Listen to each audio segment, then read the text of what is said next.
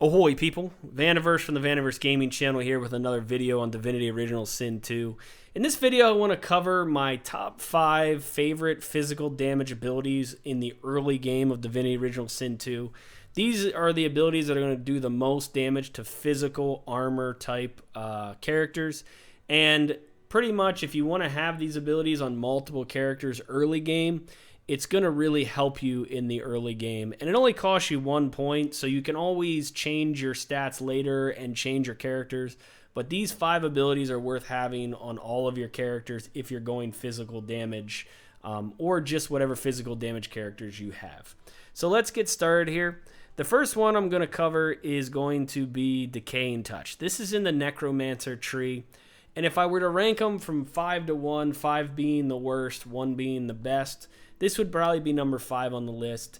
The damage is 79 to 85 currently, just based on my current level. This wouldn't be at level 1 because this scales with your level. But it's the highest damage ability next to the other 4. The other good part about this one is if they don't have physical armor and you hit them with this, it casts Decay on them. So all healing spells and potions will do damage to them. So you can turn your Restoration and your First Aid into a damage spell, which is really nice in conjunction with this. It lasts for 2 turns, and it also takes 3 turns to recast. The main issue with this is the range. You have to be pretty close to cast it. Now, number 4 on the list is going to be the Mosquito Swarm. This is also out of the Necromancer tree. It's also based on your level. You can see the damage is the same as Decaying Touch, but it doesn't add decay. Instead, it heals you for the damage it does. And the range on this is much better. So that's why I put it in the 4th position on my list here. Number 3 is kind of an interesting one. It's called Bouncing Shield. Now, if you can see right now, the damage on this is 158 to 175. If you come to this, it's only 96 to 106. This ability is probably my favorite ability in the game because the cooldown is only 2, but it's based on your shield. Early game, your shields are actually pretty good compared to the weapon damage. So I slotted this in as my 3rd, but it might even be my 2nd favorite ability in the game when it comes to physical damage. So what this basically does is you throw a shield, it deflects, it can bounce to 2 enemies, and it does 158 to 175 damage at each enemy. And it has only a 2-turn cooldown, which makes it really good. So if you have a character with a shield, or you want to put shields on all your characters early in the game, this is a great ability to have on every single character, and it only costs 1 point in the Warfare tree. So getting back to my number 2 favorite physical damage ability, if my shield is not very good, it's going to be Tentacle Lash. This is the hardest hitting ability in the game from a level standpoint in physical damage. So if I didn't have a shield and I'm just going based on my level only for physical damage, you can see this is 96 to 106 versus 79 to 85. So this is the hardest hitting one that you have, especially early game if you don't have a great shield.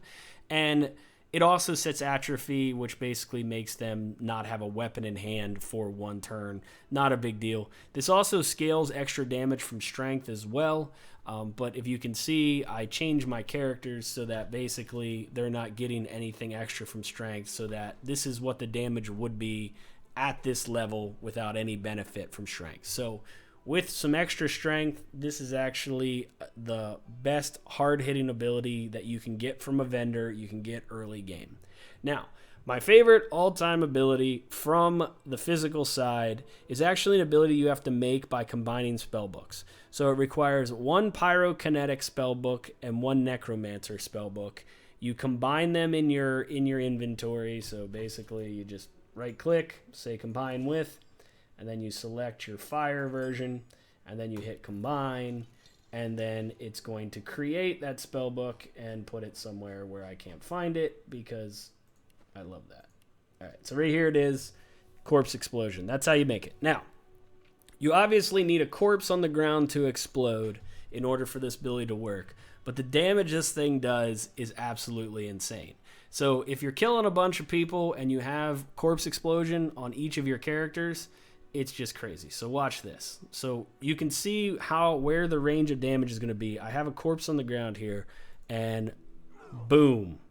It did 214 damage to all of us. So this does 106, and the shield with one of the better shields at my level does 158 to 175. So 214 damage from Corpse Explosion makes it one of the best, if not the best, physical damage ability early on, if not throughout the game. But, the caveat is you have to have a corpse to explode, which is not necessarily always around. But if you're killing a lot of creatures in the fight and there's 3 or 4 guys per fight, that's a lot of Corpse Explosions that you can do. The reason why Throwing Knife and Backlash and, Pin Down and Ricochet and Battle Ram and Battle Stomp and Crippling Blow, they're not on this list. And the reason they're not on this list is because they're all based on your weapon damage. So because this is based on my weapon damage, you can see it's 30 to 31 physical damage plus my enchantment I have on it here, which is nowhere near the damage of my other abilities. Now, later on in the game, as you get better weapons and armor, that these might end up becoming stronger than the ones that are only based on your level. But early game, it's really these other abilities are best. And then I will say that Throwing Knife is probably something that you're going to have as well. Just given the cooldown, it only has a 1-turn cooldown. So yeah, the damage is not as good. You can use it almost every turn. So the fact that you can use it so often just makes it a worthwhile ability to have on top of these other abilities. So I hope you guys enjoyed this video. I wanted to make a quicker video than my normal. If you have any questions, please post them down below in the comments. Like this video if you like it. Make sure to sub to my channel. I'm going to do a video on the top 5 early game magic abilities, as well as I'm going to do more videos on like mid game and late game abilities that I really like, utility, physical, magic. So thanks again guys for watching. Vaniverse and the Vaniverse Gaming channel. Cheers and peace out.